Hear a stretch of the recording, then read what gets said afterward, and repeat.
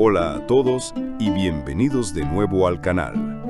Hoy nos embarcamos en un viaje fascinante a uno de los momentos más trascendentales en la historia del cristianismo, el Concilio de Nicea. Cuando pensamos en Nicea, la mayoría de nosotros automáticamente lo asociamos con el famoso credo, con la lucha teológica sobre la divinidad de Jesucristo y con figuras imponentes como Atanasio o Arrio. Y sí, todo eso es fundamental. Pero, ¿qué pasaría si les dijera que Nicea fue mucho más que un simple debate doctrinal? Que allí, en ese mismo lugar, se sentaron las bases para la organización, la disciplina y el funcionamiento cotidiano de la Iglesia que conocemos hoy. En realidad, el Concilio de Nicea promulgó 20 cánones, es decir, leyes eclesiásticas que abordaron una multitud de desafíos prácticos que la joven Iglesia, ahora libre y en expansión, enfrentaba día a día. Es un aspecto poco explorado, casi ignorado en el vasto mar de contenido sobre Nicea, especialmente en español. Y estamos en el momento perfecto para sumergirnos en ellos. En 2025, celebraremos el 1700 aniversario de este concilio pivotal. Es una oportunidad única para entender cómo la Iglesia antigua comenzó a estructurarse y a resolver problemas que resonarían a lo largo de los siglos. Hoy, en la primera parte de esta serie, vamos a desentrañar los primeros 5 cánones del Concilio de Nicea. Cada uno de ellos nos abrirá una ventana a las realidades, las preocupaciones y la mentalidad de los primeros cristianos. Antes de sumergirnos en los cánones, es fundamental una aclaración sobre su procedencia. A diferencia de las actas de concilios posteriores, no poseemos un documento único y original de los 20 cánones de Nicea redactado en el momento. Su conocimiento nos llega a través de antiguas colecciones canónicas que se compilaron en los siglos posteriores, así como de citas y referencias en los escritos de los padres de la Iglesia, como el propio Atanasio de Alejandría o el historiador Eusebio de Cesarea, quienes estuvieron presentes en el concilio. Las traducciones que utilizaremos en esta serie y que verán en pantalla se basan en las versiones más aceptadas y académicamente reconocidas de estas antiguas colecciones canónicas. Son el resultado del trabajo de historiadores y teólogos que han comparado y reconstruido el texto más fiel posible a lo que se decidió en Nicea. Queremos que este sea un recurso riguroso y confiable para ustedes. Canon 1. Sobre los eunucos voluntarios. Si alguno ha sido castrado por cirujanos durante una enfermedad, o ha sido castrado por los bárbaros, que tales personas permanezcan en el clero. Pero si alguien, siendo sano, se ha castrado a sí mismo, a éste, si es clérigo, es necesario que cese, y si es laico, no sea admitido en el clero en lo sucesivo. El primer canon de Nicea es, sin duda, uno de los más llamativos, y nos sitúa de lleno en las complejidades de la época. Aborda la cuestión de la castración voluntaria para aquellos que desean unirse al clero. A primera vista puede parecer extraña o incluso chocante, pero entendamos el contexto. En el mundo antiguo, y particularmente en ciertos círculos ascéticos cristianos, existía una interpretación radical de pasajes bíblicos, como la frase de Mateo 19:12, donde Jesús habla de eunucos que se hicieron eunucos por causa del reino de los cielos. Algunos, buscando una pureza extrema y para evitar las tentaciones carnales, se mutilaban físicamente con la creencia de que esto los haría más aptos para el servicio a Dios. Este canon no condena a aquellos que, por necesidad médica, como una enfermedad, o por coerción, como por los bárbaros, habían sido castrados. A ellos se les permitía e incluso se les reconocía su permanencia en el clero. Pero la prohibición es clara y contundente para aquellos que, estando sanos, se autocastraban. Si ya eran clérigos, debían ser depuestos, y si eran laicos, se les prohibía el acceso futuro al ministerio. ¿Por qué esta severidad? Por un lado, la Iglesia buscaba establecer un orden y una disciplina. Actos tan drásticos y autodestructivos eran vistos como una deformación del cuerpo creado por Dios y podían rozar el extremismo sectario. Además, sentaban un precedente peligroso, desviando la comprensión de la castidad y la santidad de un dominio espiritual y moral a una mutilación física. El mensaje de Nicea era: la santidad no se logra a través de la violencia contra el propio cuerpo, sino a través de la disciplina del espíritu y la voluntad dentro de los límites de la fe y la tradición apostólica. Canon 2. Sobre las ordenaciones prematuras.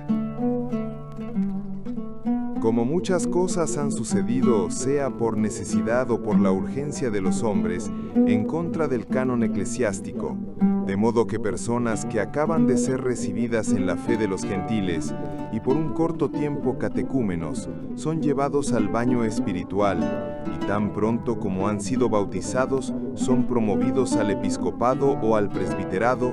Ha parecido bien que para el futuro ninguna de tales cosas sea hecha, porque el catecúmeno necesita tiempo y una prueba más larga después del bautismo, ya que es claro para todos que la ordenación apresurada con frecuencia lleva a la caída.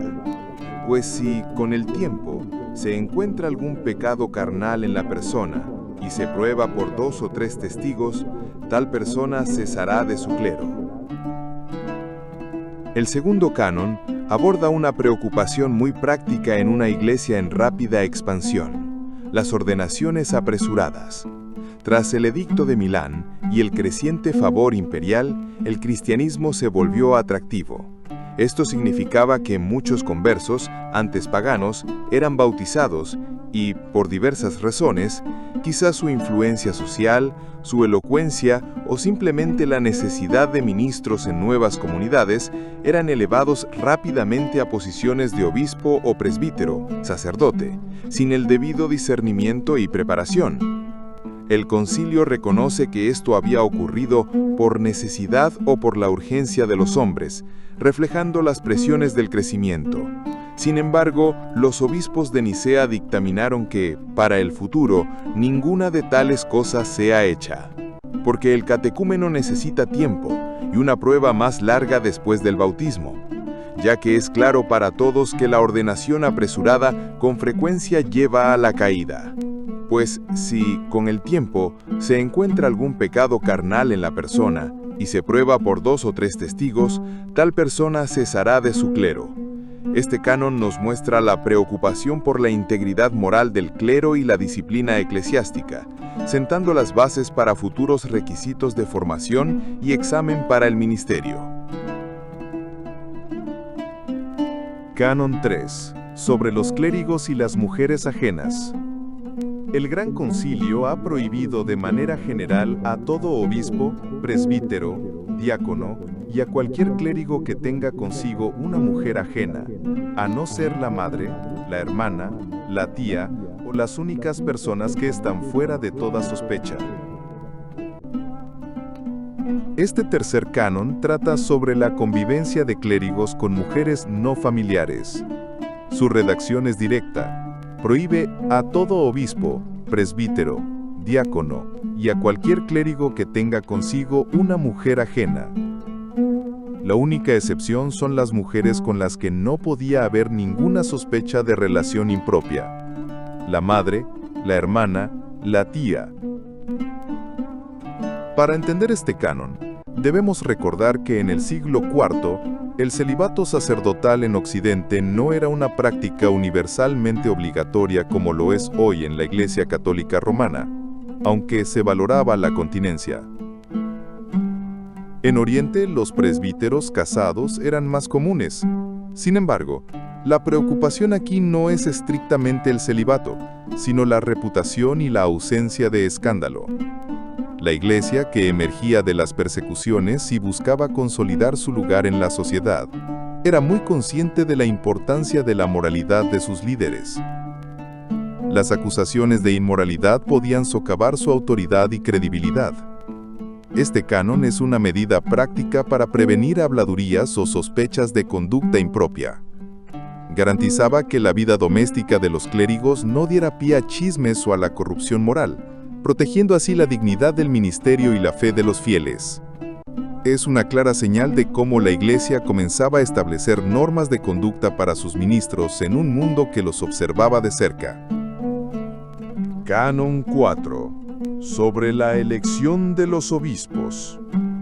El Canon 4 se adentra en un tema crucial para la organización de la Iglesia: la elección y consagración de los obispos.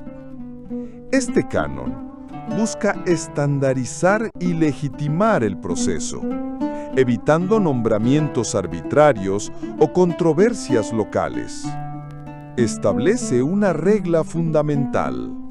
Lo ideal es que un obispo sea nombrado y consagrado por todos los obispos de la provincia. Una provincia eclesiástica era una región geográfica con varias diócesis bajo la autoridad de un obispo principal, el metropolitano. Sin embargo, el concilio era pragmático. Entendía las dificultades logísticas de la época, las largas distancias, las urgencias, y por ello ofreció una alternativa. Si no todos podían reunirse, al menos 3 obispos debían estar presentes para la elección y dar su voto. Los obispos ausentes podían dar su consentimiento por escrito, lo cual era una forma de participación a distancia.